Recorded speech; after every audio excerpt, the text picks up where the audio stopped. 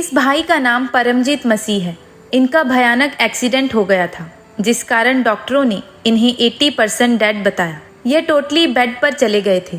ये चलने में बिल्कुल असमर्थ थे, पर जैसे ही इनका परमेश्वर की जीवित सामर्थ से इनकाउंटर हुआ तो इनके मुर्दा शरीर में जान आई और ये बिल्कुल चंगे हो गए। तो आइए सुनते हैं इनकी अद्भुत गवाही को।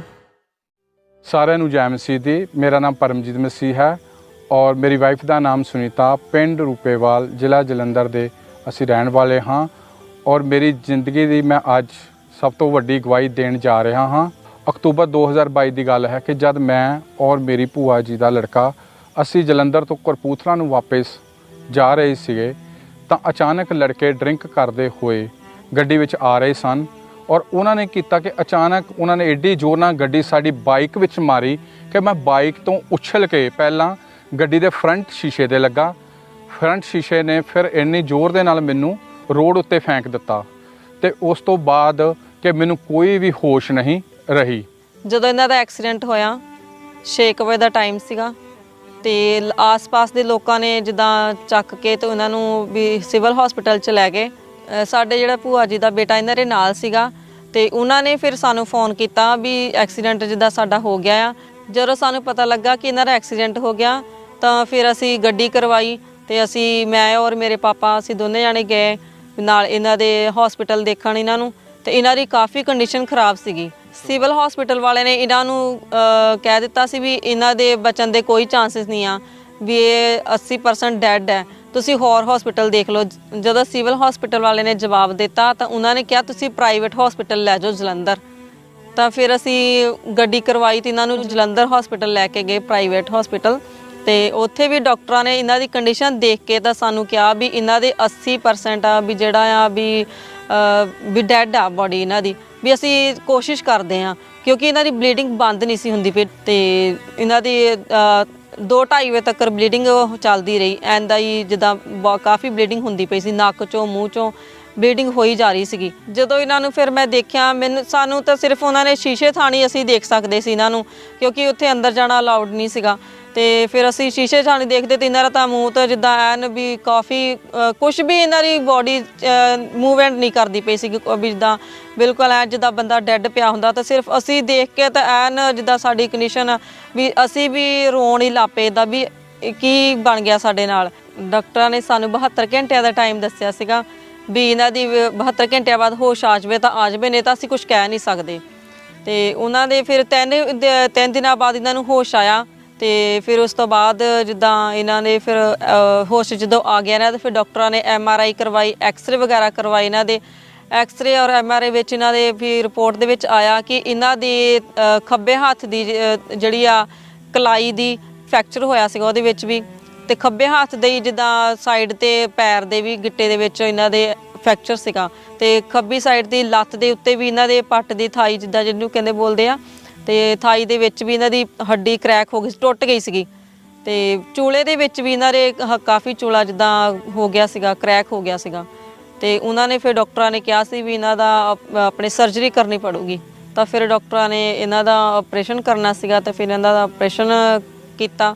ਪੱਟ ਦੀ ਦਾ ਵਿੱਚ ਇਹਨਾਂ ਦੇ ਪਲੇਟ ਪਾਈ ਤੇ ਚੂਲੇ ਦੀ ਹੱਡੀ ਵੀ ਜਿੱਦਾਂ ਕ੍ਰੈਕ ਸੀਗੀ ਤਾਂ ਉਹਨਾਂ ਨੇ ਜਿੱਦਾਂ ਸਾਰੇ ਜਿੱਦਾਂ ਪੱਟ ਤੋਂ ਲੈ ਕੇ ਜਾਂ ਚੂਲੇ ਤੋਂ ਤਾਈ ਜਿੱਦਾਂ ਇਹਨਾਂ ਨੇ ਰੋਡ ਪਾ ਦਿੱਤੀ। ਫਿਰ ਜਦੋਂ ਡਾਕਟਰਾਂ ਨੇ ਇਹਨਾਂ ਦਾ ਫਿਰ ਆਪਰੇਸ਼ਨ ਕਰ ਦਿੱਤਾ ਤੇ ਉਸ ਤੋਂ ਬਾਅਦ ਵੀ ਫਿਰ ਵੀ ਇਹ ICU ਦੇ ਵਿੱਚ ਹੀ ਸੀਗੇ। ਜਦੋਂ ਇਹਨਾਂ ਦਾ ਆਪਰੇਸ਼ਨ ਹੋ ਗਿਆ ਤਾਂ ਜਦੋਂ ਅਸੀਂ ਇਹਨਾਂ ਨੂੰ ਦੇਖਣ ਗਏ ਆਪਰੇਸ਼ਨ ਤੋਂ ਬਾਅਦ ਤਾਂ ਜਦੋਂ ਅਸੀਂ ਇਹਨਾਂ ਨੂੰ ਬੁਲਾਇਆ ਤਾਂ ਇਹਨਾਂ ਦੀ ਜਿੱਦਾਂ ਕੋਈ ਵੀ ਪਛਾਣਦੇ ਨਹੀਂ ਸੀ ਕਿਸੇ ਨੂੰ ਵੀ, ਜ਼ਿਆਦਾਤਰ ਜਾਂ ਕਿਸੇ ਆਪਣੇ ਬੱਚਿਆਂ ਤੱਕ ਨੂੰ ਵੀ ਨਹੀਂ ਸੀ ਪਛਾਣਦੇ ਪੂਰੀ ਅੱਛੀ ਤਰੀਕੇ ਨਾਲ ਕਿਉਂਕਿ ਇਹਨਾਂ ਦੀ ਮੈਮਰੀ ਡਾਕਟਰ ਨੇ ਫਿਰ ਦੱਸਿਆ ਸੀਗਾ ਉਹਦਾ ਬਾਅਦ ਵਿੱਚ ਵੀ ਇਹਨਾਂ ਦੀ ਮੈਮਰੀ 50% ਘੱਟ ਚੁੱਕੀ ਆ। ਸਰਜਰੀ ਤੋਂ ਬਾਅਦ ਵੀ ਇਹ ਜਿੱਦਾਂ 12-13 ਦਿਨ ਇਹਨਾਂ ਨੂੰ ICU ਦੇ ਵਿੱਚ ਰੱਖਿਆ ਡਾਕਟਰਾਂ ਨੇ ਤੇ ਉਸ ਤੋਂ ਬਾਅਦ ਤਾਂ ਫਿਰ ਡਾਕਟਰਾਂ ਨੇ ਇਹਨਾਂ ਨੂੰ ਛੁੱਟੀ ਦੇ ਦਿੱਤੀ। ਛੁੱਟੀ ਕਰਕੇ ਵੀ ਘਰ ਜਦੋਂ ਆ ਗਏ ਤਾਂ ਫਿਰ ਵੀ ਇਹਨਾਂ ਦੀ ਮੈਮਰੀ ਘੱਟ ਹੀ ਸੀ, ਵੀ ਪੂਰੀ ਤਰ੍ਹਾਂ ਅੱਛੀ ਤਰੀਕੇ ਸੇ ਕਿਸੇ ਨੂੰ ਜਿੱਦਾਂ ਪਛਾਣਦੇ ਨਹੀਂ ਸੀਗੇ। ਇੱਕ ਤਰ੍ਹਾਂ ਇਹਨਾਂ ਦੀ ਦਿਮਾਗੀ ਹਾਲਤ ਠੀਕ ਨਹੀਂ ਸੀਗੀ, ਸਾਰਿਆਂ ਨੂੰ ਕਿਸੇ ਨੂੰ ਪਛਾਣਦੇ ਨਹੀਂ ਸੀ, ਪਾਗਲਾਂ ਵਾਂਗੂ ਇਹ ਜਿੱਦਾਂ ਕਰਦੇ ਹੁੰਦੇ ਸੀਗੇ। 2-2.5 ਮਹੀਨੇ ਤੇ ਬੈੱਡ ਤੇ ਹੀ ਰਹੇ। ਟਾਇਲਟ ਬਾਥਰੂਮ ਹੀ ਜਿੱਦਾਂ ਇਹਨਾਂ ਦਾ ਮੈਂ ਉੱਪਰ ਹੀ ਫਿਰ ਜਿੱਦਾਂ ਕਰਦੇ ਰਹੇ। ਜਿੱਦਾਂ ਸਾਡੇ ਹਾਲਾਤ ਜਿੱਦਾਂ ਕਾਫੀ ਖਰਾਬ ਹੋ ਚੁੱਕੇ ਸੀ, ਕਿਉਂਕਿ ਇਹਨਾਂ ਦੇ ਇਲਾਜ ਦੇ ਵਿੱਚ ਵੀ ਕਾਫੀ ਪੈਸਾ ਸਾਡਾ ਖਰਚ ਹੋ ਚੁੱਕਾ ਸੀਗਾ। 6-7 ਲੱਖ ਤੋਂ ਲੱਗ ਹੀ ਗਿਆ ਸੀਗਾ। ਉਸ ਤੋਂ ਬਾਅਦ ਵੀ ਹੱਲੇ ਜਿੱਦਾਂ ਲੱਗੇ ਜਾ ਰਹੇ ਸੀਗੇ ਤਾਂ ਸਾਡੀ ਮਾਲੀ ਹਾਲਾਤ ਕਾਫੀ ਖਰਾਬ ਹੋ ਚੁੱਕੀ ਸੀ। ਜਦੋਂ ਅਸੀਂ ਇਹਨਾਂ ਨੇ ਹਰ ਹਫਤੇ ਇਹਨਾਂ ਦਾ ਟ੍ਰੀਟਮੈਂਟ ਕਰਵਾਉਣ ਲਈ ਜਾਂ ਡਾਕਟਰ ਨੂੰ ਦਿਖਾਉਣ ਦੇ ਲਈ ਅਸੀਂ ਲੈ ਕੇ ਜਾਂਦੇ ਹੁੰਦੇ ਸੀ ਤੇ ਇਹਨਾਂ ਨੂੰ ਵੀਲ ਚੇਅਰ ਦੇ ਉੱਤੇ ਹੀ ਲੈ ਕੇ ਜਾਂਦੇ ਸੀਗੇ, ਤਾਂ ਫਿਰ ਵੀ ਸਾਡਾ ਫੇਥ ਸੀਗਾ ਜਿਹੜਾ ਉਹ ਪਰਮੇਸ਼ਵਰ ਦੇ ਉੱਤੇ ਸੀਗਾ ਕਿ ਜਿਹੜਾ ਸਾਡੇ ਮੁਰਦਿਆਂ ਦੇ ਵਿੱਚ ਜਿਹੜਾ ਜਾਨ ਪਾਉਣ ਵਾਲਾ ਹੈ, ਸੁੱਕੀ ਹੱਡੀਆਂ ਦੇ ਵਿੱਚ ਜਿਹੜਾ ਜਾਨ ਪਾ ਦਿੰਦਾ ਆ, ਉਹ ਸਾਡਾ ਪਰਮੇਸ਼ਵਰ ਮੇਰੇ ਹਸਬੈਂਡ ਨੂੰ ਕਿਉਂ ਨਾ ਚੰਗਾ ਕਰੇਗਾ। 28 ਮਈ 2023 ਨੂੰ ਜਦੋਂ ਅਸੀਂ ਖਾਂਬਰਾ ਚਰਚ ਵਿੱਚ ਲੈ ਕੇ ਆਉਣਾ ਸੀਗਾ ਤੇ ਇਹਨਾਂ ਨੂੰ ਆਟੋ ਦੇ ਵਿੱਚ ਵੀਲ ਚੇਅਰ ਦੇ ਸਹਾਰੇ ਦੇ ਨਾਲ ਹੀ ਬਿਠਾਇਆ, ਔਰ ਜਦੋਂ ਅਸੀਂ ਇੱਥੇ ਆਏ ਖਾਂਬਰਾ ਚਰਚ ਵਿੱਚ ਤਾਂ ਸੇਵਾਦਾਰਾਂ ਨੇ ਇਹਨਾਂ ਨੂੰ ਵੀਲ ਚੇਅਰ ਸਹਾਰੇ ਨਾਲ ਹੀ ਇਹਨਾਂ ਨੂੰ ਇੱਥੇ ਐਮਰਜੈਂਸੀ ਸੈਕਸ਼ਨ ਵਿੱਚ ਬਿਠਾਇਆ। ਉਸ ਦਿਨ ਐਮਰਜੈਂਸੀ ਸੈਕਸ਼ਨ ਦੇ ਵਿੱਚ ਮੈਂ ਮੌਜੂਦ ਸੀ। ਪਰਮੇਸ਼ਰ ਦੇ ਦਾਸ ਨੇ ਹੱਡੀਆਂ ਦੇ ਰੋਗੀਆਂ ਦੇ ਲਈ ਪ੍ਰੇਅਰ ਕੀਤੀ ਤਾਂ मैं उस प्रेयर ਨੂੰ रिसीव किया। बहुत से लोगों की देख रहा हूँ हीलिंग को, हड्डियों की, कानों की। अगर आप बहरे हैं तो इशारे से बोल सकते हैं कि मेरे कानों पर रुमाल लगाया जाए, मेरे मुंह पर लगाया जाए, मेरे गर्दन पे लगाया जाए, चेस्ट पे लगाया जाए, क्योंकि ये पेन्स, ये दर्दें, ये खत्म हो रही हैं आज और आप पवित्र आत्मा की भरपूरी से भर रहे हैं।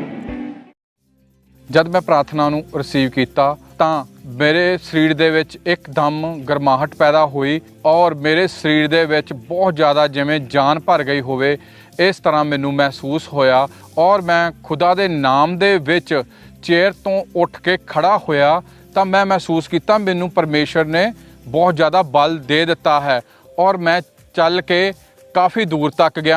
मैं अपने आप को चेक किया तो फिर मैं अपनी टेस्टमनी देने लिए अगे गया। हालेलुया। अब बस ये अमेजिंग टेस्टमनी है। 8 महीने पहले एक्सीडेंट हुआ था, कहते सिर में ब्लड क्लॉट जम गए थे और डॉक्टर ने बोला था कि 80% बंदा डेड है, 20% ही चांस है, और लेफ्ट टांग की हड्डी और चूल्हे की हड्डी भी टूट गई थी और डॉक्टर्स ने जवाब दे दिया था और तभी से पूरी तरह से बेड पर थे, व्हीलचेयर के सहारे आते जाते थे। आज व्हीलचेयर के ऊपर इमरजेंसी सेक्शन में आए और जैसे ही अपने प्रेयर्स आज शुरू की, परमेश्वर की आत्मा ने छुआ और ये भाई आज खड़ा हुआ। डॉक्टर्स ने बोला था 80% बॉडी डेड, चल ही नहीं सकता, और आज खुदा ने चलाया। उस दिन तो बाद मैं बिल्कुल ठीक हाँ, मेरी मैमरी बिल्कुल ठीक हो चुकी है और मैं बिल्कुल खुदा दी दया दे नाल चल फिर सकता हाँ।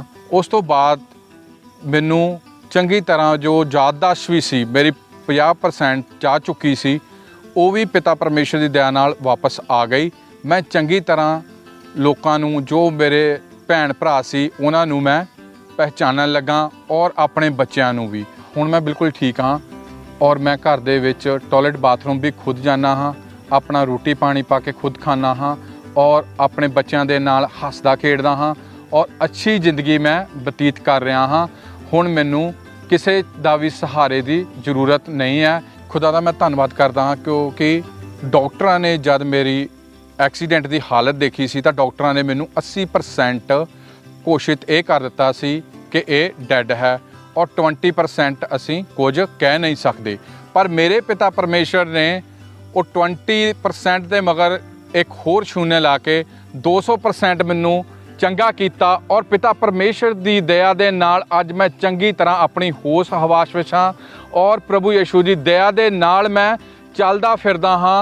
मैं मैसेज देना चाहता हाँ अपने भैन भरावां नूं जो हॉस्पिटल विच ने जां घरे बीमार ने कि हमेशा खुदा ते ईमान रखो क्योंकि खुदा ही सानू चंगियाई देने वाला है।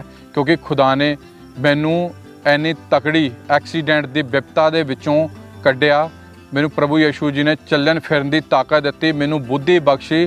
पिता परमेश्वर सब उन्हां बीमारां नूं और उन्हां लाचारां नूं आशीष और बरकत देणगे चलन फिरन दी।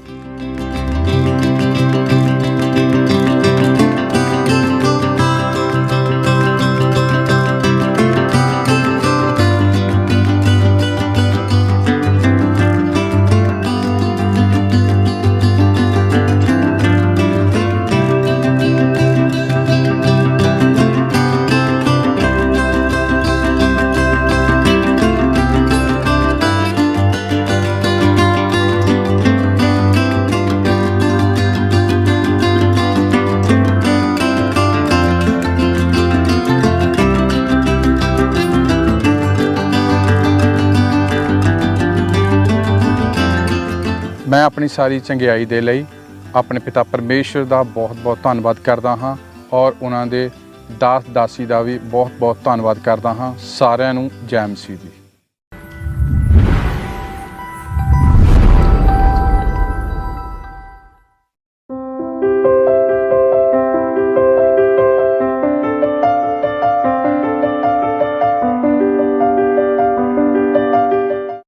जैसे कि आमोस 3:7 में लिखा है, इसी प्रकार से प्रभु यहोवा अपने दास भविष्यद्वक्ताओं पर अपना मम्र बिना प्रकट किए हुए कुछ भी ना करेगा।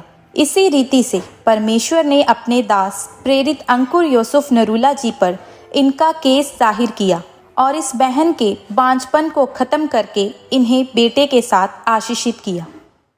सारिਆਂ ਨੂੰ ਜੈ ਮਸੀਹ ਕੀ। ਮੇਰਾ ਨਾਮ ਕੋਮਲ ਹੈ, ਮੇਰੇ ਹਸਬੈਂਡ ਇਹਨਾਂ ਦਾ ਨਾਮ ਰਜੇਸ਼ ਕੁਮਾਰ। ਅਸੀਂ ਅੰਮ੍ਰਿਤਸਰ ਜ਼ਿਲ੍ਹੇ ਦੇ ਰਹਿਣ ਵਾਲੇ ਹਾਂ।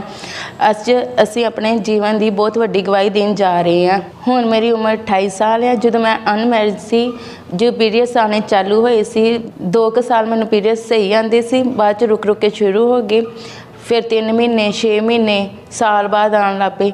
ਫਿਰ ਇਸ ਗੱਲ ਨੂੰ ਮੈਂ ਆਪਣੀ ਮੰਮਾ ਨਾਲ ਕੀਤਾ, ਉਹਨਾਂ ਨੇ ਮੈਨੂੰ ਡਾਕਟਰ ਕੋਲ ਖੜਿਆ। ਮੈਂ 3 ਤੋਂ 4 ਡਾਕਟਰ ਬਦਲੇ, ਮਤਲਬ ਕਿ ਫਿਰ ਵੀ ਅਰਮਾਨ ਨਹੀਂ, ਮਤਲਬ ਕਿ ਪੀਰੀਅਡਸ ਠੀਕ ਨਹੀਂ ਸੀ ਹੋਏ। ਇਸ ਤਰ੍ਹਾਂ ਹੀ ਚੱਲਦਾ ਰਿਹਾ, ਦਵਾਈ ਖਾਂਦੀ ਸੀ, ਆਉਂਦੇ ਸੀ, ਨਹੀਂ ਤਾਂ ਨਹੀਂ ਆਉਂਦੇ ਸੀ। ਇਸੇ ਤਰ੍ਹਾਂ ਕਰਦੇ ਕਰਦੇ ਮੇਰੇ ਕਿੰਨੇ ਸਾਲ ਬੀਤ ਗਏ। ਫਿਰ ਥੋੜ੍ਹੀ ਮੇਰੀ ਉਮਰ ਮੈਚਿਓਰ ਹੋਈ। ਫਿਰ ਮਤਲਬ ਕਿ 2018 ਦੇ ਵਿੱਚ ਮੇਰੀ ਮੈਰਿਜ ਹੋਈ। ਫਿਰ ਉਸ ਤੋਂ ਬਾਅਦ ਮੇਰੇ ਪੀਰੀਅਡਸ ਜਿਹੜੇ ਆਉਂਦੇ ਸੀ ਬਿਲਕੁਲ ਬੰਦ ਹੋ ਗਏ। ਕਦੇ ਕਦੇ ਹਲਕਾ ਜਿਹਾ ਦਾਗ ਲੱਗਦਾ ਸੀ। ਜਦੋਂ ਸਾਡੀ ਮੈਰਿਜ ਨੂੰ 2-3 ਮਹੀਨੇ ਹੋ ਗਏ, ਫਿਰ ਆਪਾਂ ਬੇਬੀ ਪਲਾਨ ਕੀਤਾ, ਪਰ ਬੇਬੀ ਕਨਸੀਵ ਨਹੀਂ ਹੋ ਰਿਹਾ ਸੀ। ਜਦੋਂ ਮੇਰੇ ਬੇਬੀ ਕਨਸੀਵ ਨਹੀਂ ਹੋ ਰਿਹਾ ਸੀ, ਫਿਰ ਆਪਾਂ ਸਲਾਹ ਕੀਤੀ ਕਿ ਕਿਸੇ ਡਾਕਟਰ ਨੂੰ ਦਿਖਾਈਏ। ਫਿਰ ਡਾਕਟਰ ਕੋਲ ਗਏ, ਗਾਇਨੀ ਦੇ ਡਾਕਟਰ ਕੋਲ ਗਏ ਸੀ। ਉਹਨਾਂ ਨੇ ਅਲਟਰਾਸਾਊਂਡ ਲਿਖ ਕੇ ਦਿੱਤੀ ਸੀ। ਫਿਰ ਡਾਕਟਰਾਂ ਨੇ ਮੇਰੀ ਅਲਟਰਾਸਾਊਂਡ ਕੀਤੀ ਅਤੇ ਅਲਟਰਾਸਾਊਂਡ ਵਿੱਚ ਦੱਸਿਆ ਕਿ ਬੱਚੇਦਾਨੀ ਵਿੱਚ ਬਹੁਤ ਸਾਰੀਆਂ ਪਾਣੀ ਵਾਲੀਆਂ ਰਸੌਲੀਆਂ ਅਤੇ ਹਾਰਮੋਨ ਅਨਬੈਲੈਂਸ ਹੋਏ ਆ। ਫਿਰ ਡਾਕਟਰਾਂ ਨੇ ਮੈਨੂੰ ਦੱਸਿਆ ਕਿ ਤੁਹਾਡੇ ਜਿਹੜੀਆਂ ਪਾਣੀ ਵਾਲੀਆਂ ਰਸੌਲੀਆਂ ਅਤੇ ਹਾਰਮੋਨ ਅਨਬੈਲੈਂਸ ਹੋਏ ਆ, ਉਹਦੇ ਕਰਕੇ ਤੁਹਾਨੂੰ ਬੇਬੀ ਕਨਸੀਵ ਨਹੀਂ ਹੋ ਰਿਹਾ। ਫਿਰ ਆਪਾਂ ਦਵਾਈਆਂ ਦੇ ਦਵਾਈਆਂ ਖਾਂਦੇ ਰਹੇ, ਡਾਕਟਰ ਦੇ ਡਾਕਟਰ ਬਦਲਦੇ ਰਹੇ, ਫਿਰ ਵੀ ਬੇਬੀ ਕਨਸੀਵ ਨਹੀਂ ਹੋ ਰਿਹਾ ਸੀ। ਜਦੋਂ ਸਾਡੇ ਘਰ ਬੇਬੀ ਨਹੀਂ ਸੀ ਹੁੰਦਾ, ਸਾਡੇ ਘਰ ਦੇ ਵਿੱਚ ਕਲੇਸ਼ ਪੈਣੇ ਚਾਲੂ ਹੋ ਪਏ ਸੀਗੇ ਜੀ। ਮੈਨੂੰ ਘਰਦਿਆਂ ਨੇ ਕਿਹਾ ਸੀ ਇਹਨੂੰ ਛੱਡ ਦੇ ਅਤੇ ਤੂੰ ਨਵਾਂ ਵਿਆਹ ਕਰਾ ਲੈ, ਅਸੀਂ ਤੇਰਾ ਨਵਾਂ ਵਿਆਹ ਕਰ ਦਿੰਦੇ ਹਾਂ। ਪਰ ਮੇਰੇ ਮਨ ਨੂੰ ਬੜਾ ਇਹ ਦੁੱਖ ਲੱਗਾ। ਮੈਂ ਇਸ ਤਰ੍ਹਾਂ ਮਤਲਬ ਕਿ ਨਹੀਂ ਕਰਨਾ ਚਾਹੁੰਦਾ।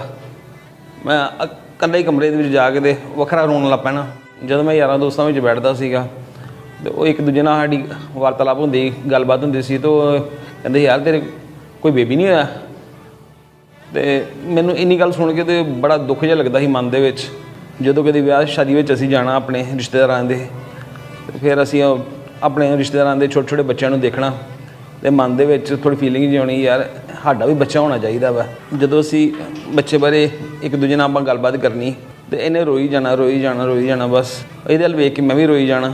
ਇਸ ਤਰ੍ਹਾਂ ਫਿਰ ਚੱਲਦਾ ਰਿਹਾ। ਲੋਕ ਮੇਨੇ ਮਾਰਦੇ ਹੁੰਦੇ ਸੀ, ਲੋਕਾਂ ਦੇ ਮੇਨੇ ਸੁਣਦੇ ਸੀ। ਹਰ ਕੋਈ ਪੁੱਛਦਾ ਹੁੰਦਾ ਸੀ ਕਿ ਤੁਸੀਂ ਦਵਾਈ ਦਾਰੂ ਕਰਾਓ, ਮਤਲਬ ਕਿ ਤੁਹਾਡੇ ਬੇਬੀ ਕਿਉਂ ਨਹੀਂ ਕਨਸੀਵ ਹੋ ਰਿਹਾ, ਤੁਹਾਡੇ ਕਿਉਂ ਨਹੀਂ ਬੱਚੇ ਹੁੰਦੇ, ਤੁਹਾਡੇ ਵਿਆਹ ਦੇ ਨਾਲ ਮਤਲਬ ਕਿ ਇੰਨੇ ਜਣਿਆਂ ਦੇ ਵਿਆਹ ਹੋਏ, ਇੰਨੇ ਬੇਬੀ ਹੋ ਗਏ, ਤੁਹਾਡੇ ਘਰ ਕਿਉਂ ਨਹੀਂ ਹੋਣ ਦਿਆ। ਅਤੇ ਇਹੋ ਗੱਲ ਸੋਚਣੀ, ਜੇ ਕਿਸੇ ਨੇ ਕੋਈ ਮੇਨਾ ਮਾਰਨਾ, ਚੁੱਪ ਕਰਕੇ ਬੈਠੇ ਰਹਿਣਾ, ਖਲੋਤੇ ਰਹਿਣਾ। ਪਰ ਫਿਰ ਮੈਂ ਹਰ ਕਿਸੇ ਨਾਲ ਬੋਲਣਾ ਛੱਡਤਾ ਸੀ। ਫਿਰ ਘੱਟੋ ਘੱਟ ਆਪਾਂ ਅੰਮ੍ਰਿਤਸਰ ਦੇ 7-8 ਡਾਕਟਰ ਜਾ ਚੁੱਕੇ ਸੀ ਅਤੇ ਦੇਸੀ ਦਵਾਈਆਂ ਵੀ ਬਹੁਤ ਕਾਫੀ ਸਾਰੀਆਂ ਖਾਧੀਆਂ ਸੀ। ਡਾਕਟਰਾਂ ਨੇ ਕਹਿਣਾ ਕਿ IVF ਕਰਾ ਲਓ ਵੀ। ਫਿਰ ਉਹਦਾ ਵੀ ਪੱਕਾ ਨਹੀਂ ਪਤਾ ਕਿ ਬੇਬੀ ਤੁਹਾਡੇ ਕਨਸੀਵ ਹੋਏ ਜਾਂ ਰਹੇ ਜਾਂ ਠਹਿਰੇ ਜਾਂ ਨਹੀਂ ਠਹਿਰੇ। ਫਿਰ ਜਦੋਂ ਮੈਂ ਆਪਣੇ ਪੇਕੇ ਪਰਿਵਾਰ ਜਾਂਦੀ ਹੁੰਦੀ ਸੀ ਅਤੇ ਉੱਥੇ ਵੀ ਮੰਮੀ ਨੇ ਕਹਿਣਾ ਹਜੇ ਤੱਕ ਬੇਬੀ ਕਨਸੀਵ ਨਹੀਂ ਹੋ ਰਿਹਾ। ਅਤੇ ਫਿਰ ਮਤਲਬ ਕਿ ਕੋਈ ਨਾ ਕੋਈ ਡਾਕਟਰ ਦੀ ਦੱਸ ਪਈ ਹੋਣੀ, ਉਹਨਾਂ ਨੇ ਕਹਿਣਾ ਕਿ ਚਲੋ ਉੱਥੇ ਦਵਾਈ ਖਾ ਲਓ। ਮਤਲਬ ਕਿ ਮਹੀਨਾ ਡੇਢ ਮਹੀਨਾ ਮੈਂ ਉੱਥੇ ਵੀ ਰਹਿ ਕੇ ਦਵਾਈਆਂ ਖਾਧੀਆਂ ਹੋਈਆਂ, ਤਾਂ ਵੀ ਕੋਈ ਫਰਕ ਨਹੀਂ ਲੱਗਾ। ਫਿਰ ਆ ਜਾਣਾ, ਫਿਰ ਚੱਲ ਜਾਣਾ, ਇਸ ਤਰ੍ਹਾਂ ਹੀ ਦਵਾਈਆਂ ਖਾਂਦੀ ਰਹਿਣਾ। ਦਵਾਈਆਂ ਜ਼ਿਆਦੀਆਂ ਖਾਣ ਕਾਰਨ ਮੇਰਾ ਸਰੀਰ ਫੁੱਲ ਗਿਆ ਸੀ ਅਤੇ ਬਹੁਤ ਮੋਟੀ ਹੋ ਗਈ ਸੀ। ਅਤੇ ਮੇਰੇ ਚਿਹਰੇ ਤੋਂ ਵੇਖ ਕੇ ਲੋਕਾਂ ਨੂੰ ਲੱਗਦਾ ਹੈ ਕਿ ਮੇਰੇ 3-4 ਬੱਚੇ ਹੈਗੇ ਆ। ਅਤੇ ਪੁੱਛਣਾ ਕਿ ਕਿੰਨੇ ਬੇਬੀ, ਮੈਂ ਕਹਿਣਾ ਕਿ ਕੋਈ ਨਹੀਂ ਆ। ਅਤੇ ਕਹਿੰਦੇ ਸ਼ਕਲੋਂ ਵੇਖਣ ਨੂੰ ਐਂ ਲੱਗਣਾ ਤੇਰੇ 3-4 ਬੇਬੀ ਹੈਗੇ ਆ। ਸਾਡੀ ਕਰਿਆਨੇ ਦੀ ਦੁਕਾਨ ਸੀ, ਇਸ ਤਰ੍ਹਾਂ ਗਾਹਕ ਆਉਂਦੇ ਹੁੰਦੇ ਸੀ। ਇੱਕ ਗਾਹਕ ਇਸ ਤਰ੍ਹਾਂ ਆਇਆ, ਮਤਲਬ ਕਿ ਉਹਨਾਂ ਨੇ ਮੈਨੂੰ ਦੱਸਿਆ ਕਿ YouTube 'ਤੇ ਖਾਂਬਰਾ ਚਰਚ ਤੋਂ ਪ੍ਰੇਅਰ ਹੁੰਦੀ ਆ। ਉਹਨਾਂ ਨੇ ਮੈਨੂੰ ਕਿਹਾ ਕਿ ਤੁਸੀਂ ਖਾਂਬਰਾ ਚਰਚ ਦੀ ਮੀਟਿੰਗ ਵੇਖੋ। ਜਦੋਂ ਮੈਂ ਪਹਿਲੀ ਵਾਰੀ ਖਾਂਬਰਾ ਚਰਚ ਦੀ ਮੀਟਿੰਗ ਔਨਲਾਈਨ ਵੇਖੀ ਅਤੇ ਫਿਰ ਮੇਰਾ ਵਿਸ਼ਵਾਸ ਵਧਿਆ। ਮੀਟਿੰਗ ਵੇਖ ਕੇ, ਗਵਾਹੀਆਂ ਵੇਖ ਕੇ, ਪਰਮੇਸ਼ਰ ਦੇ 10 ਵਚਨ ਸੁਣਾ ਰਹੇ ਸੀ, ਮਨ ਨੂੰ ਸ਼ਾਂਤੀ ਮਿਲੀ ਕਿ ਜੇ ਪ੍ਰਭੂ ਸਾਰਿਆਂ ਨੂੰ ਬਰਕਤ ਦੇ ਸਕਦਾ ਤੇ ਮੈਨੂੰ ਵੀ ਜ਼ਰੂਰ ਦੇਗਾ। ਫਿਰ ਮੇਰੀ ਵਾਈਫ ਨੇ ਮੈਨੂੰ ਦੱਸਿਆ ਕਿ ਜਲੰਧਰ ਵਿੱਚ ਖਾਂਬੜਾ ਚਰਚ ਹੈਗੀ ਹੈ ਤੇ ਉੱਥੇ ਪ੍ਰਭੂ ਦੇ ਅਦਭੁਤ ਕੰਮ ਹੁੰਦੇ ਨੇ। ਤੇ ਮੈਂ ਕਿਹਾ ਚਲੋ ਫਿਰ ਅਸੀਂ ਵੀ ਜਾ ਕੇ ਦੇਖ ਲੈਂਦੇ ਹਾਂ। ਜਦੋਂ ਮੈਂ ਆਇਆ ਤਾਂ ਮੈਨੂੰ ਤਾਂ ਬਹੁਤ ਵਧੀਆ ਲੱਗਾ। ਫਿਰ ਅਸੀਂ ਲਗਾਤਾਰ ਖਾਂਬੜਾ ਚਰਚ ਆਉਣਾ ਚਾਲੂ ਕੀਤਾ। ਅਸੀਂ ਜਦੋਂ ਲੋਕਾਂ ਦੀਆਂ ਗਵਾਹੀਆਂ ਦੇਖਦੇ ਸੀ, ਸਾਡੇ ਮਨ ਵਿੱਚ ਬੜੀ ਖੁਸ਼ੀ ਹੁੰਦੀ ਸੀ ਕਿ ਜੇ ਪ੍ਰਭੂ ਇੱਥੇ ਮਤਲਬ ਕਿ ਲੋਕਾਂ ਦੇ ਮਤਲਬ ਕਿ ਇੰਨੇ ਕੰਮ ਸਵਾਰਦਾ ਤੇ ਸਾਨੂੰ ਵੀ ਜ਼ਰੂਰ ਮਤਲਬ ਕਿ ਬਲੈਸ ਕਰੇਗਾ। ਐਤਵਾਰ ਤੇ ਵੀਰਵਾਰ ਦੇ ਨਾਲ ਨਾਲ 8 ਵਜੇ ਤੋਂ 9 ਵਜੇ ਤੱਕ ਜਿਹੜੀ ਪ੍ਰੇਅਰ ਮਾਊਂਟੇਨ ਦੀ ਪ੍ਰੇਅਰ ਆਉਂਦੀ ਉਹ ਵੀ ਅਸੀਂ ਅਟੈਂਡ ਕਰਨੀ ਸ਼ੁਰੂ ਕੀਤੀ। 22 ਮਾਰਚ 2022 ਨੂੰ ਆਪਾਂ ਸ਼ਾਮੀ ਪ੍ਰੇਅਰ ਮਾਊਂਟੇਨ ਦੀ 8 ਵਜੇ ਵਾਲੀ ਪ੍ਰੇਅਰ ਵੇਖਣ ਦੇ ਉਸ ਵਿੱਚ ਪਰਮੇਸ਼ਰ ਦੇ ਦਾਸ ਨੇ ਮੇਰੇ ਵਾਸਤੇ ਪ੍ਰੋਫੈਸੀ ਕੀਤੀ। मैं एक सिस्टर को देख रहा हूं जो थोड़ी हेल्थी सी है और ऐसा लगता है कि जैसे उसके 3-4 बच्चे हों, लेकिन उसका एक भी बेबी नहीं। परमेश्वर का आत्मा मुझे दिखा रहा है कि इसी हफ्ते, इसी वीक, साइंस एंड वंडर्स के वीक, परमेश्वर आपको एक प्रेगनेंसी के साथ और उसके बाद एक ब्यूटीफुल बेबी बॉय के साथ वो आपको ब्लेस करने के लिए जा रहे हैं। ब्यूटीफुली परमेश्वर का आत्मा आपको ब्लेस करने के लिए जा रहे हैं। ਜਦੋਂ ਪਰਮੇਸ਼ਰ ਦੇ ਦਾਸ ਨੇ ਮੇਰੇ ਵਾਸਤੇ ਪ੍ਰੋਫੈਸੀ ਕੀਤੀ ਤੇ ਮੈਂ ਬਹੁਤ ਜ਼ਿਆਦਾ ਹੈਰਾਨ ਹੋ ਗਈ ਕਿ ਇਹ ਪ੍ਰੋਫੈਸੀ ਮੇਰੇ ਵਾਸਤੇ ਆ। ਮਤਲਬ ਕਿ ਦੁਨੀਆ ਮੈਨੂੰ ਇਸ ਤਰ੍ਹਾਂ ਹੀ ਕਹਿੰਦੀ ਰਹੀ ਸੀ ਕਿ ਲੋਕੀ ਪੁੱਛਦੇ ਹੁੰਦੇ ਸੀ ਕਿ 3-4 ਤੇਰੇ ਬੱਚੇ ਲੱਗਦੇ ਆ।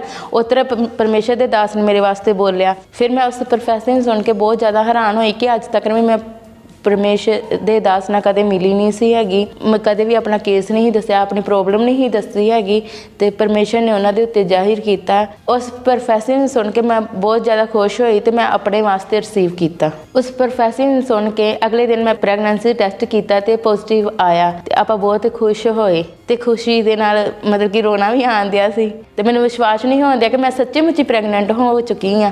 ਫਿਰ ਮੈਂ ਸਾਰੀ ਫੈਮਿਲੀ ਨੂੰ ਦੱਸਿਆ ਤੇ ਸਾਰੀ ਫੈਮਿਲੀ ਵੀ ਬਹੁਤ ਜ਼ਿਆਦਾ ਖੁਸ਼ ਹੋਈ। ਮੈਨੂੰ ਤਾਂ ਪਰਮੇਸ਼ਰ ਨੇ ਪ੍ਰੈਗਨੈਂਸੀ ਨਾਲ ਬਲੈਸ ਕੀਤਾ ਹੀ ਕੀਤਾ। ਇਹੋ ਸੇਮ ਪ੍ਰੇਅਰ ਮੈਂ ਆਪਣੀ ਨਨਾਣ ਵਾਸਤੇ ਰਿਸੀਵ ਕੀਤੀ। ਉਹਦੇ ਵਿਆਹ ਨੂੰ 3 ਸਾਲ ਹੋ ਗਏ ਸੀ ਪਰ ਉਹਦੇ ਵੀ ਕੋਈ ਬੇਬੀ ਨਹੀਂ ਸੀ। ਉਸ ਦਿਨ ਮੇਰੀ ਭਾਬੀ ਨੇ ਮੈਨੂੰ फ़ोन ਕੀਤਾ ਕਿ ਪ੍ਰਭੂ ਦੇ ਦਾਸ ਨੇ ਪ੍ਰੋਫੈਸੀ ਕੀਤੀ ਹੈ, ਉਹ ਮੈਂ ਆਪਣੇ ਲਈ ਵੀ ਰਿਸੀਵ ਕੀਤੀ ਤੇ ਤੇਰੇ ਲਈ ਵੀ ਰਿਸੀਵ ਕੀਤੀ ਹੈ। ਜਿੱਦਾਂ ਹੀ ਇਹਨਾਂ ਨੇ ਮੈਨੂੰ ਉਸ ਪ੍ਰੋਫੈਸੀ ਵੱਲੋਂ ਦੱਸਿਆ ਉਹ ਮੈਂ ਆਪਣੇ ਲਈ ਰਿਸੀਵ ਕੀਤਾ। ਜਿੱਦਾਂ ਹੀ ਮੈਂ ਉਸ ਪ੍ਰੋਫੈਸੀ ਨੂੰ ਆਪਣੇ ਲਈ ਪੂਰੇ ਫੇਥ ਨਾਲ ਰਿਸੀਵ ਕੀਤਾ ਤੇ ਮੈਂ ਉਸੇ ਹਫਤੇ ਆਪਣਾ ਪ੍ਰੈਗਨੈਂਸੀ ਟੈਸਟ ਕੀਤਾ ਤੇ ਮੈਂ ਪ੍ਰੈਗਨੈਂਟ ਸੀ। 16 ਅਕਤੂਬਰ 2022 ਨੂੰ ਪਰਮੇਸ਼ਰ ਨੇ ਮੈਨੂੰ ਹੈਲਦੀ ਬੇਬੀ ਬॉय ਨਾਲ ਬਲੈਸ ਕੀਤਾ। ਜਦੋਂ ਮੇਰੇ ਬੇਟਾ ਹੋਇਆ ਮੈਂ ਬਹੁਤ ਖੁਸ਼ ਹੋਈ ਤੇ ਮੇਰਾ ਵਿਸ਼ਵਾਸ ਹੋਰ ਪ੍ਰਭੂ ਦੇ ਵਿੱਚ ਵੱਧ ਗਿਆ। ਫਿਰ 23 ਸਤੰਬਰ 2023 ਨੂੰ ਪ੍ਰਭੂ ਨੇ ਮੈਨੂੰ ਇੱਕ ਹੋਰ ਬੇਬੀ ਬॉय ਦੀ ਬਰਕਤ ਦਿੱਤੀ। ਪ੍ਰੈਗਨੈਂਸੀ ਦੇ ਦੌਰਾਨ ਜਦੋਂ ਮੈਂ ਟੈਸਟ ਕਰਾਏ ਤੇ ਉਸ ਤੋਂ ਬਾਅਦ ਕੋਈ ਵੀ ਬੱਚੇਦਾਨੀ 'ਚ ਰਸੋਲੀਆਂ ਨਹੀਂ ਸੀ ਹੈਗੀਆਂ। 12 ਨਵੰਬਰ 2022 ਨੂੰ ਮੈਨੂੰ ਬੇਬੀ ਬॉय ਦੇ ਨਾਲ ਪਰਮੇਸ਼ਰ ਨੇ ਬਲੈਸ ਕੀਤਾ। ਹੁਣ ਆਪਾਂ ਬਹੁਤ ਖੁਸ਼ ਹਾਂ। ਜੋ ਸਾਨੂੰ ਕਮੀ ਮਹਿਸੂਸ ਹੁੰਦੀ ਸੀ ਪਰਮੇਸ਼ਰ ਨੇ ਸਾਡੀ ਪੂਰੀ ਕੀਤੀ। ਆਪਾਂ ਆਪਣੇ ਬੱਚੇ ਨਾਲ ਖੇਡਦੇ ਹਾਂ, ਸਾਰੀ ਫੈਮਿਲੀ ਖੇਡਦੀ। ਆਪਾਂ ਬਹੁਤ ਖੁਸ਼ ਹਾਂ ਸਾਰੀ ਫੈਮਿਲੀ।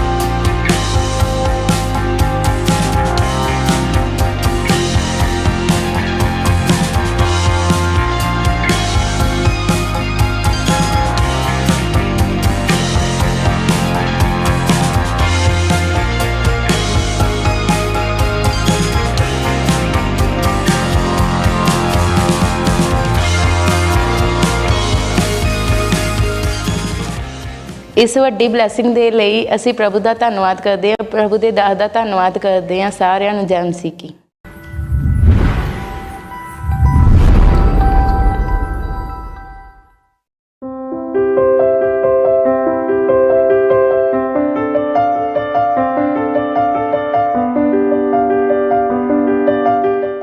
जैसे कि यशाया 1:18 में लिखा है, यहोवा कहता है, तुम्हारे पाप चाहे लाल रंग के हों तो भी वे हिम की नाई उजले हो जाएंगे।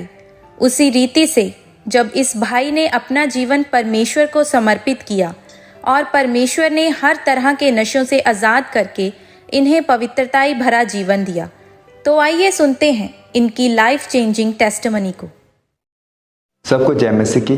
मेरा नाम अजय कुमार है और मैं होशियारपुर का रहने वाला हूँ। आज मैं अपने जीवन की बिग टेस्टिमनी देने जा रहा हूँ। अभी मैं 29 साल का हूँ। जब मैं 15 साल का था मुझे डांस का बहुत ज़्यादा शौक़ था। जब मुझे डांस का शौक़ था तो मैंने एकेडमी ज्वाइन की, जहाँ पे मैंने डांस सीखना शुरू किया और साथ साथ में मेरी स्टडी चलती थी। जब मैं स्टडी करता था मेरे साथ साथ कुछ ऐसे दोस्त भी थे जो नशा करते थे, मतलब पार्टियाँ में घूमते थे, चिल आउट करते थे। और जब मैं भी उनके साथ घूमता था, चिल आउट करता था, और साथ में उन्होंने एक बार मुझे बोला कि मतलब वो नशे करते थे, सिगरेट स्मोकिंग करते थे। तो एक दिन मेरे दोस्त ने मुझे बोला कि तू भी एक बार स्मोकिंग करके देख, मतलब रिलैक्स फील करेगा, अच्छा तुझे फील होएगा।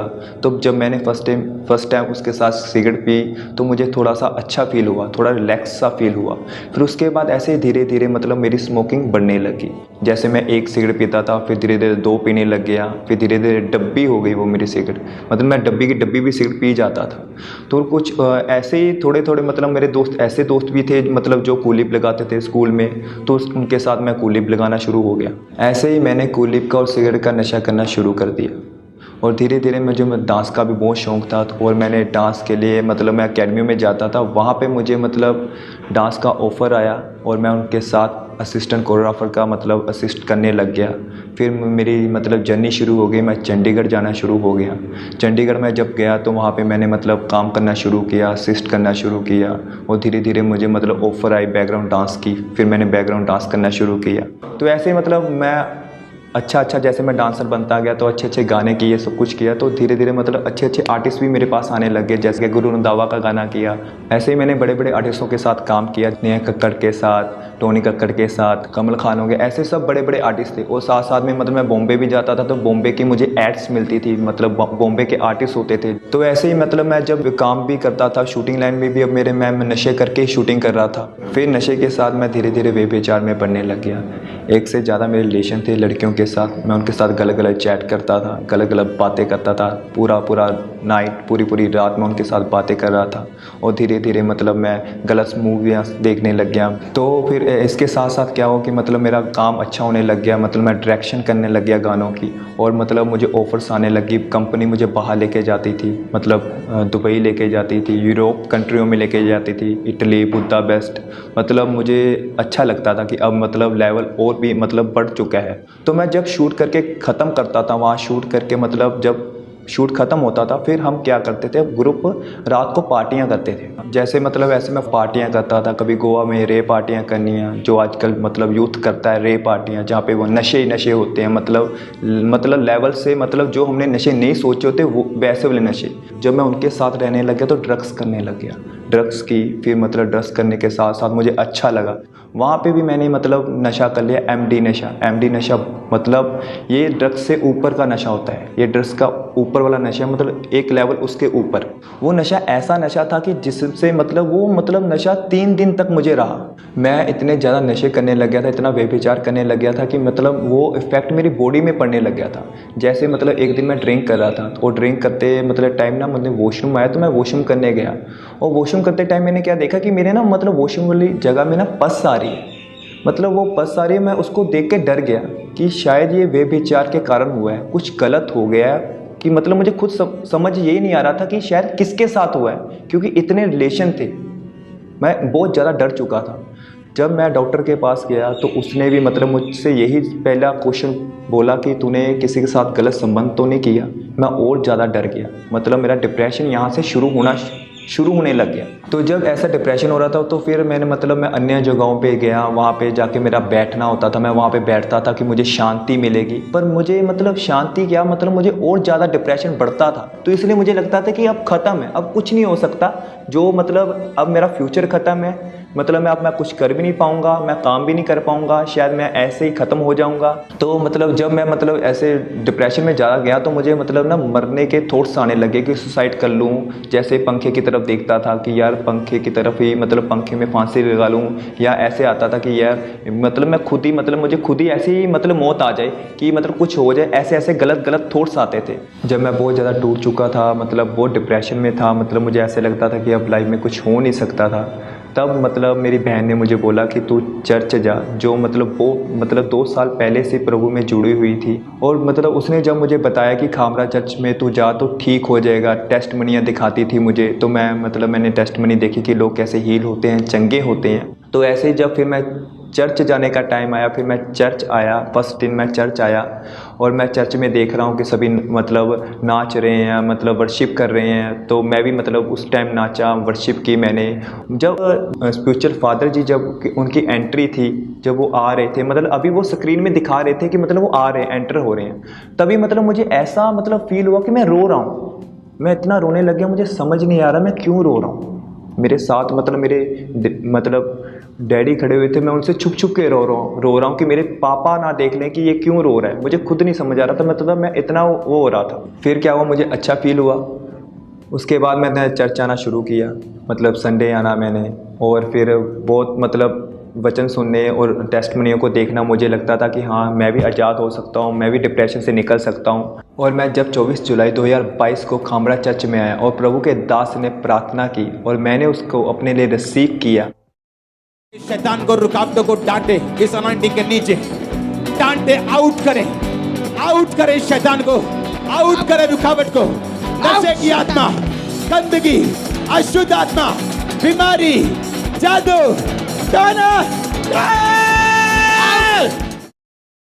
जब मैंने उस प्रार्थना को अपने लिए रिसीव किया और प्रभु की आत्मा ने मुझे टच किया, उस दिन से मैं आज आज़ाद हूँ डिप्रेशन से, व्यभिचार से, नशों से, और मुझे प्रभु ने नई ज़िंदगी दी है जो आज मैं बहुत आनंदित से मनाता हूँ, खुश होकर रहता हूँ। और मैं अपने काम पे अपने मतलब सब कुछ अच्छा चल रहा है मेरा लाइफ में। अब मैंने अपने पापों से तौबा कर ली और अपना जीवन प्रभु को दे दिया है और बैप्टिज्म ले लिया है। और आज मैं प्रभु के काम करता हूँ, सुसमाचार सुनाता हूँ लोगों को। जो लोग अभी भी नशे में है, डिप्रेशन में है, व्यभिचार में है, मैं उनको ये बोलना चाहता हूँ कि वह प्रभु को अपना जीवन दें और प्रभु के वचनों में चलें। जैसे बाइबल बताती है कि पाप की मजदूरी मौत है, जैसे कि मतलब शैतान चोरी करने, घात करने और मारने आए, और प्रभु यीशु मसीह जीवन देने आए, आपको ब्लेस करने आए, बहुत आय से आपको ब्लेस करने आए। इसीलिए जीवित परमेश्वर को जाने, जीवित परमेश्वर पे विश्वास करें, उसके वचन पे अड़े और खड़े रहें, आपकी लाइफ ब्लेस होती जाएगी। अब मैं बहुत खुश हूँ इस नई ज़िंदगी के लिए, बड़े छुटकारे के लिए। प्रभु का मैं धन्यवाद करता हूँ और प्रभु के दास का धन्यवाद करता हूँ। सबको जय मसीह की।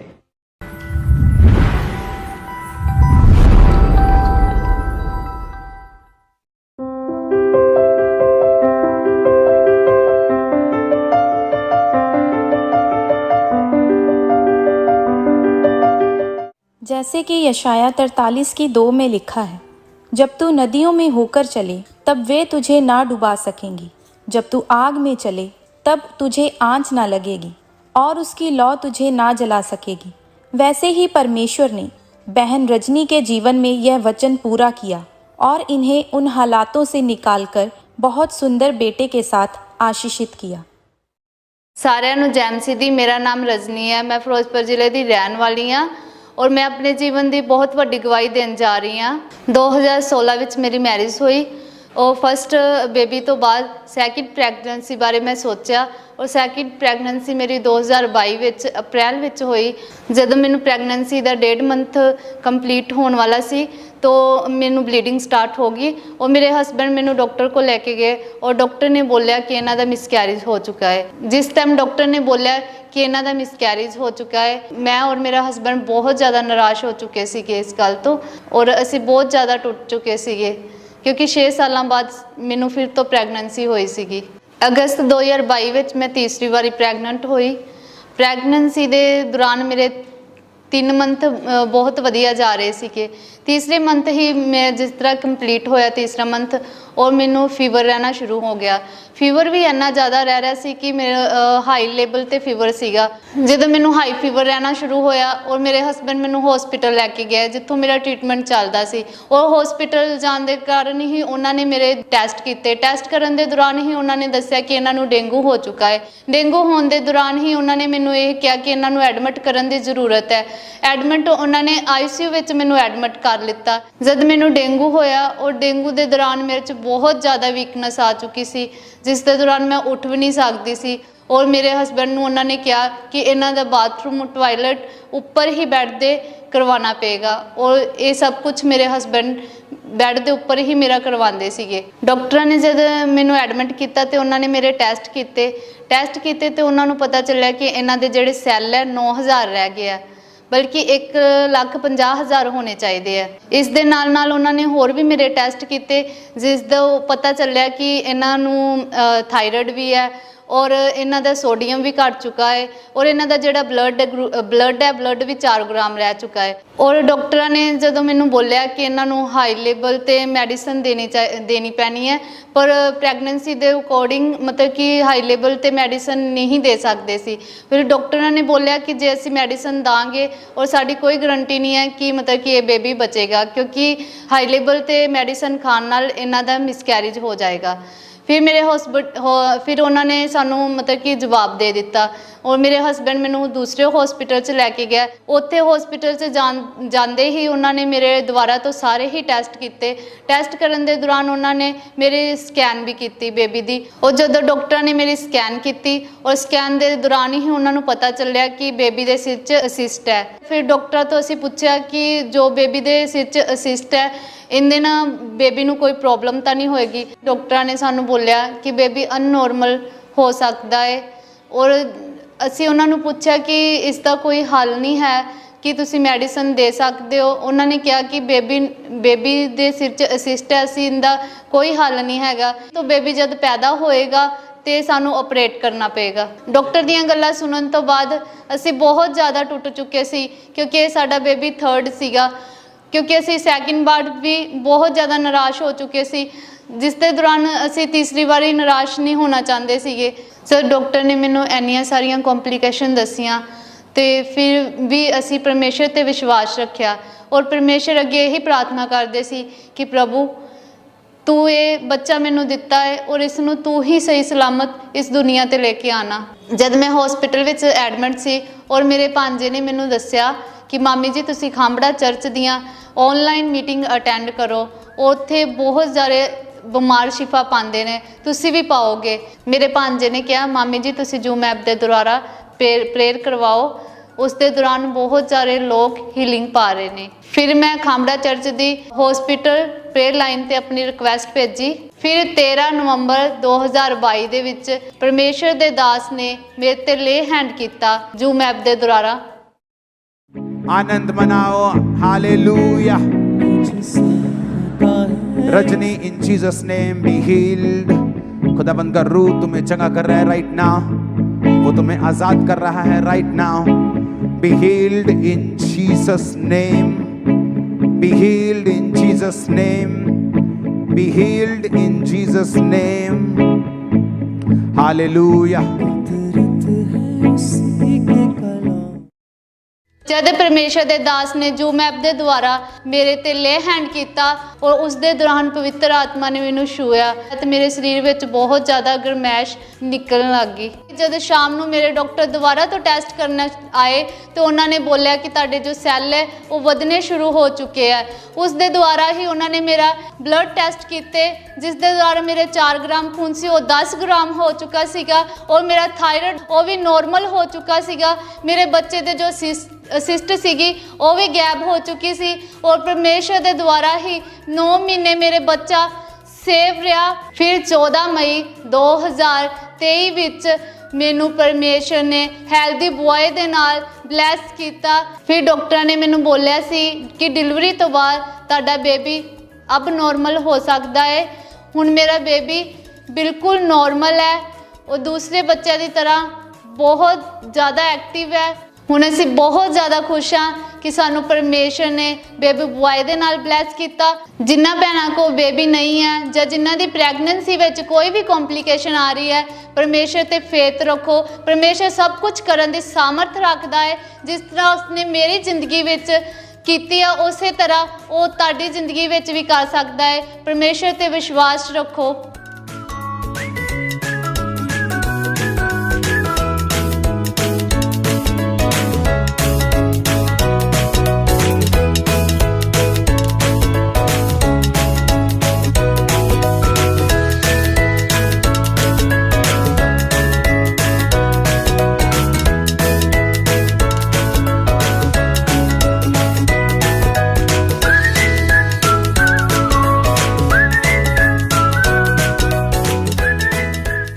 ਇਸ ਵੱਡੀ ਆਸ਼ੀਸ਼ ਲਈ ਮੈਂ ਪਰਮੇਸ਼ਰ ਦਾ ਦਿਲ ਤੋਂ ਧੰਨਵਾਦ ਕਰਦੀ ਹਾਂ ਔਰ ਪਰਮੇਸ਼ਰ ਦੇ ਦਾਸ ਦਾ ਵੀ ਧੰਨਵਾਦ ਕਰਦੀ ਹਾਂ। ਸਭ ਨੂੰ ਜੈ ਮਸੀਹ ਦੀ।